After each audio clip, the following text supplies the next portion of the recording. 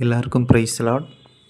இன்றைக்கு சங்கீதம் 94ஆம் அதிகாரம் 17, 18, 19 வசனங்கள். கர்த்தர் எனக்கு துணையாய் இராவிட்டால் என் ஆத்துமா சீக்கிரமாய் மௌனத்தில் வாசம் பண்ணியிருக்கும். என் கால் சறுக்குகிறது என்று நான் சொல்லும்போது, கர்த்தாவே உமது கிருபை என்னை தாங்குகிறது.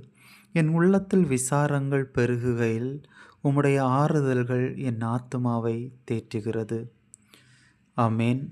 ஒவ்வொரு நாளும் கர்த்தருடைய துணையும் அவருடைய கிருபையும் அவருடைய ஆறுதல்களும் ஒவ்வொரு நாளும் நம்மை நடத்தி செல்கிறது.